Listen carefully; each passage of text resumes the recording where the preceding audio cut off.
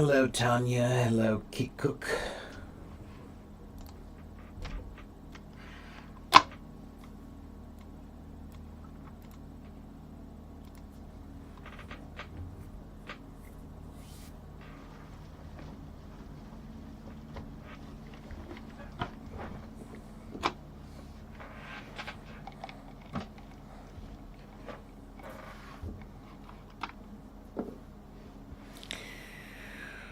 All right.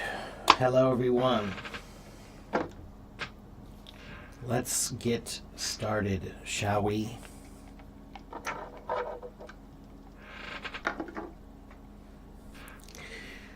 Hello, Teacher AS. How are you?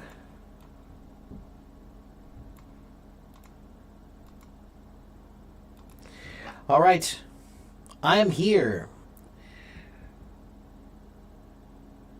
Ask me questions.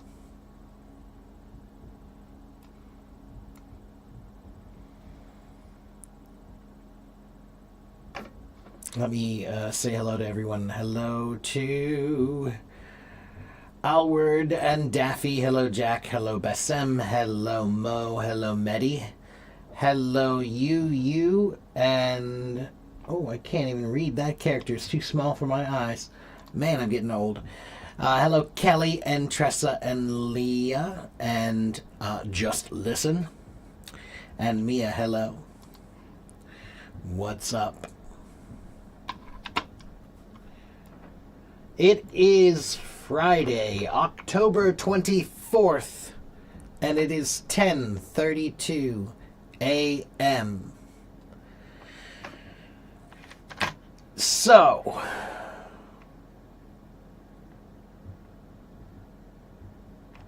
how can you improve your accent? Medi, what's wrong with your accent? Tell me that. If you can tell me what's wrong with your accent, then maybe I can tell you how to make it right.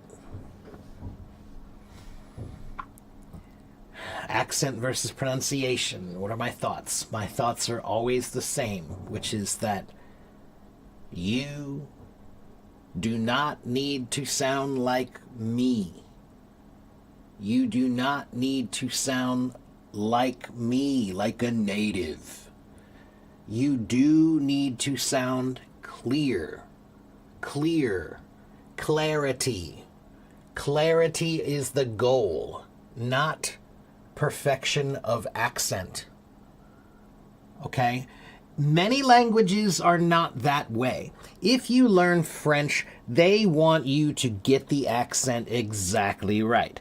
If you learn German, they want you to get the accent exactly right.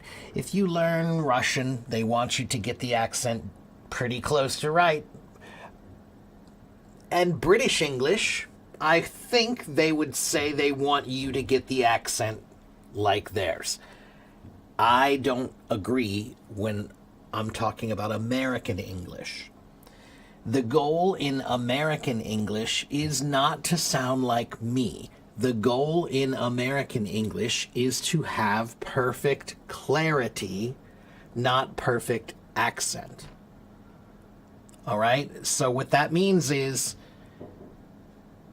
if you have an accent, your accent is fine as long as if you speak and someone understands you, then you're doing fine. If you speak and someone looks at you like this, then you're not doing fine. Okay? So, that's what you need to focus on. Don't waste a lot of time trying to make your accent exactly perfect. Focus on spending time making your accent very clear. Okay? All right. Let's see. I'm doing fine, Alward. I'm doing as well as any person can do living in a dystopian time period. Hello, Zaki. The days do pass quickly. Hello, Tanya. Good morning.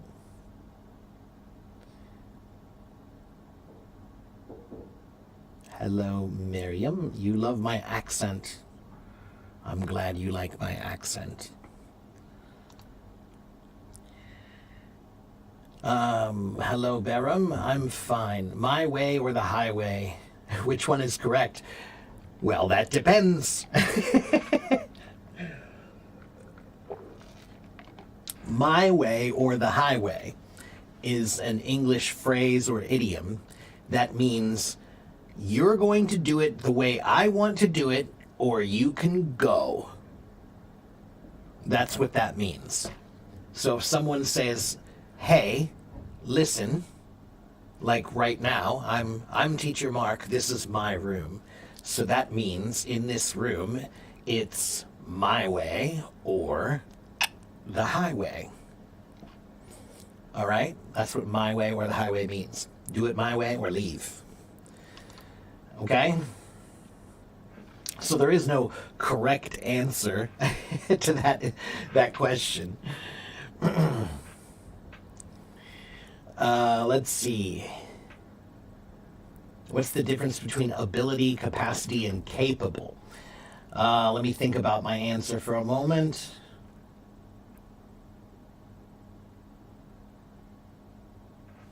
Let me do one thing.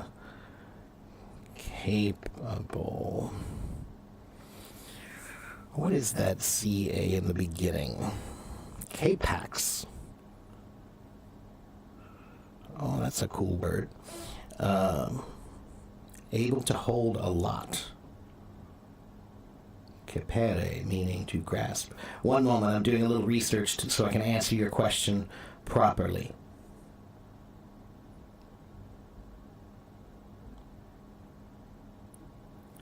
Huh. And then able. Ah, interesting. Okay, so when you look at the word ability, ability comes from the word able, right?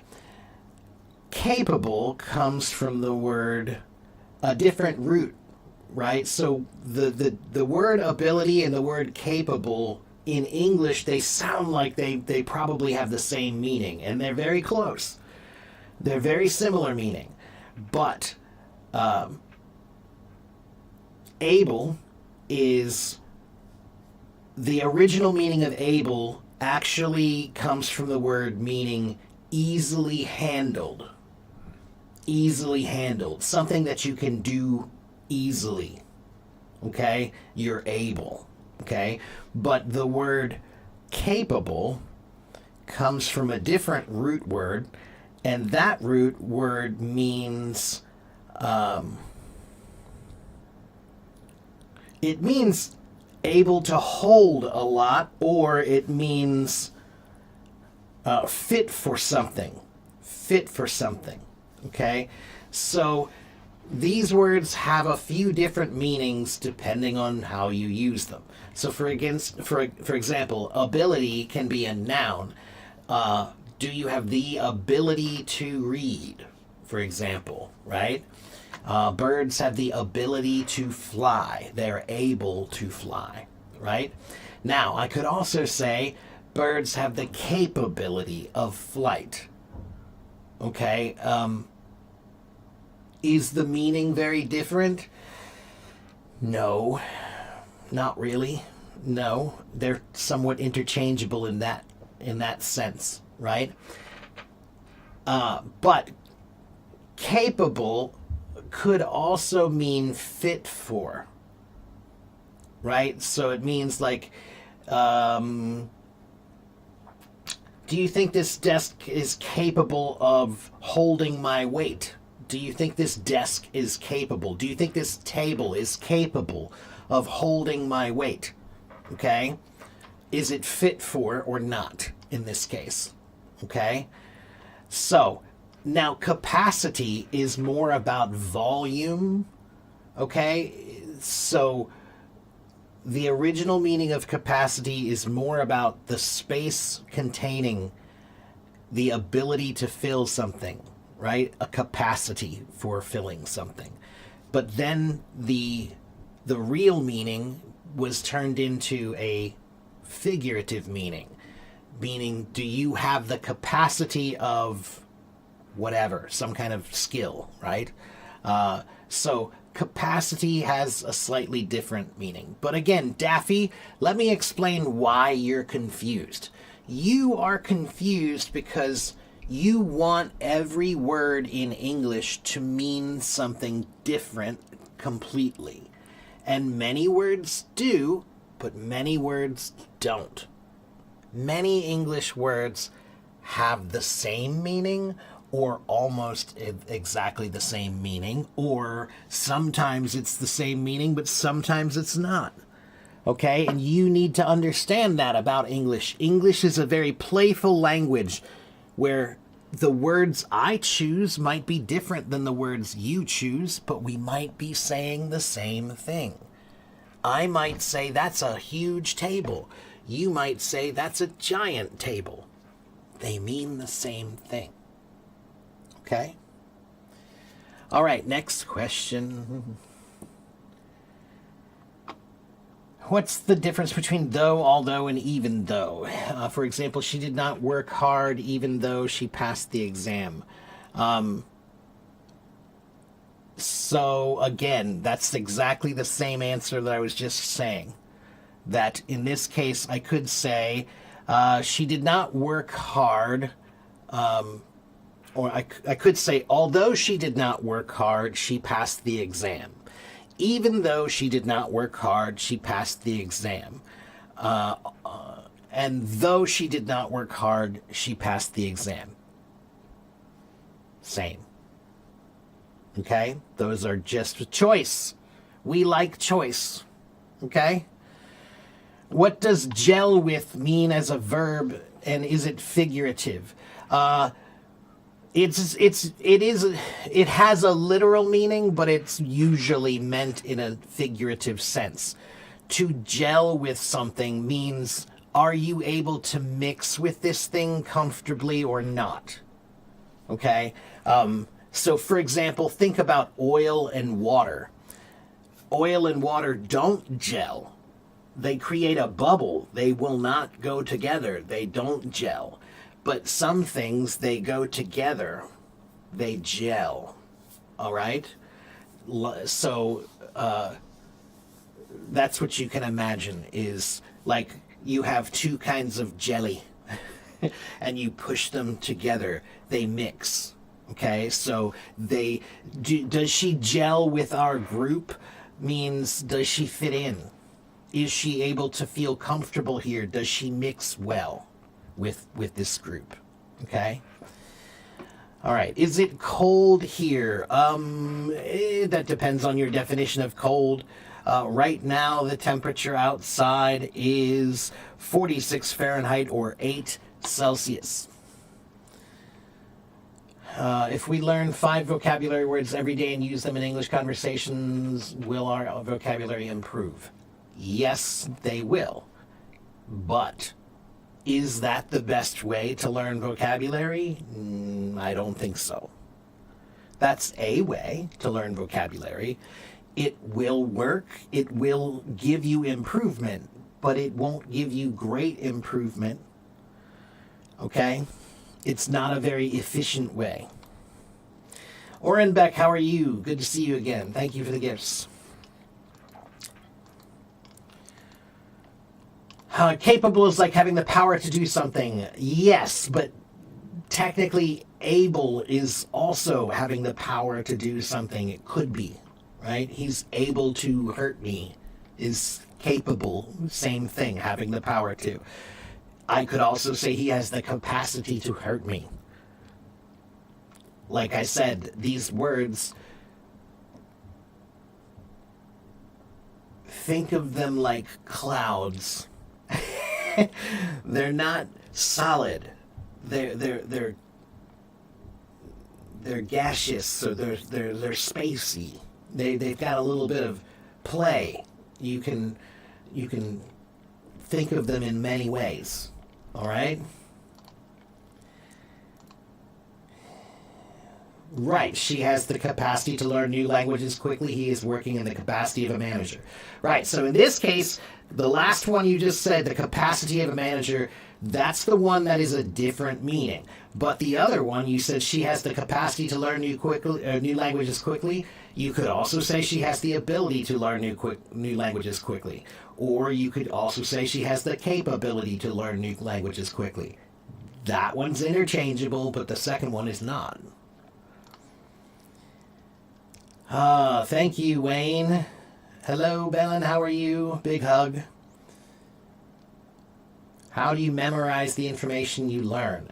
I don't memorize anything. I cannot remember the last time I tried to memorize something. Memorizing is pretending to learn. Learning takes work. Learning takes thought, thinking. Memorizing there is no thinking. There's no thinking in memorizing. You don't think anything. You just try to remember. That's not thinking. So I don't memorize. I will learn. Memorizing is pretending to learn. Think and you will learn. All right? Can I give you books to level you up from B1 to C2? No. There are millions of books that can do that. It depends on what you're trying to level up in. Do you want just reading books? Do you want fiction? Do you want nonfiction? Do you want vocabulary books? Do you want grammar books? Those are things that you need to level up from B1 to C2 also. Right? So, there are too many books. Think about small questions. If your question is too big, it's probably not a good question. Okay. Although is more formal, though is more casual. Behram, I'm sure that's what many books will say. I'm sure that's what many websites will say. But I am also very sure that if I used though in a paper, it's totally fine. 100%. Okay? No one is going to say, you can't say though in a paper. No one is going to say that. Now, you're correct that some people might use though more often in casual conversation. But that's not always true. I love to use the word although. So it depends on your vocabulary. It depends on the way you like to speak. Language is like music. There are rules that you learn, but then every musician plays the song the way they want. Do you understand? So we learn the rules, but then it's music, everybody. Music is art. Make it the way you want to make it. So if you want to say although, say although. If you want to say though, say though. All right?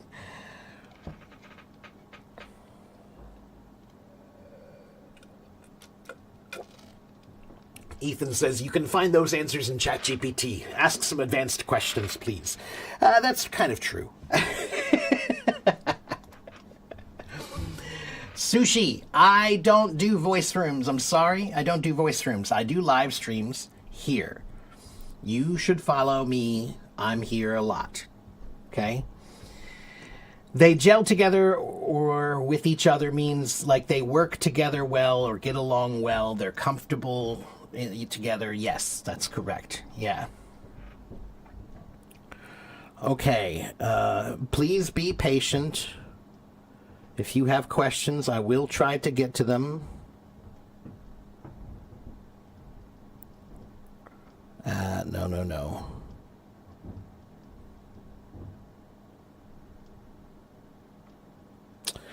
Okay.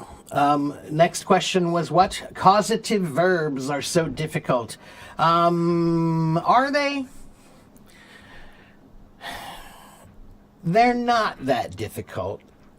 Sadia, honestly, you just need to do them a lot. Okay? If you hear them a lot, you'll know them. Okay? So, do you know the song, Row, row, row your boat gently down the stream? Do you know that song? Why do you know that song? Because you heard it a lot and you sang it a lot. Do that with causative verbs. Okay, causative verbs are words like have and make and get and let, right? Those are causative verbs, right? So if you say, I will have my assistant call you, okay? Or she had her car washed. You're asking about what caused something to happen. That's why it's causative, okay? So the robbers made us lie on the floor. Made us, okay? Have my. It's something is being caused by something else. Okay? But it really, if you go to ChatGPT and say, please give me 100 sentence exercises to practice causative verbs, 100 sentence exercises to practice causative verbs, it will. And then just do that every week. Okay? Or every day, if you can tolerate it. All right?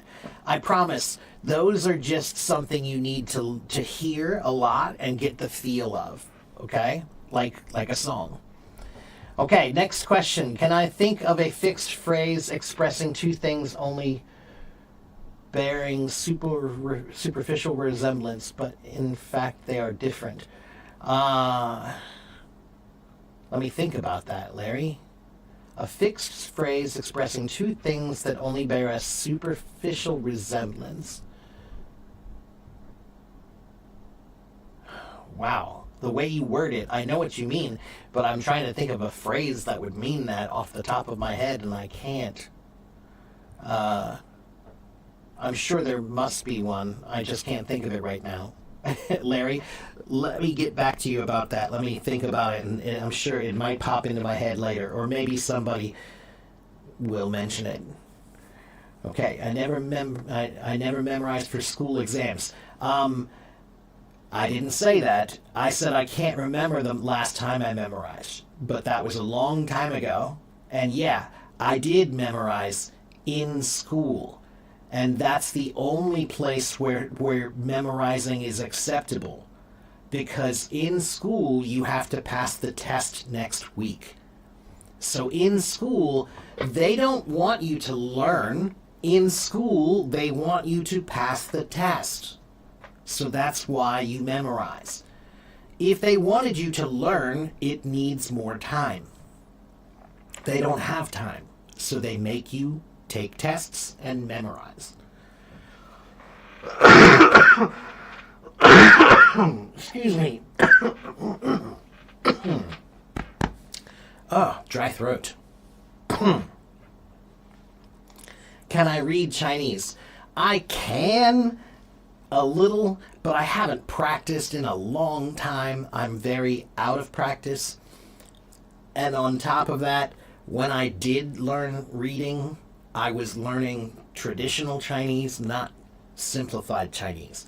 So sometimes I might get a little confused by some characters that I don't recognize because I know them in traditional, not simplified.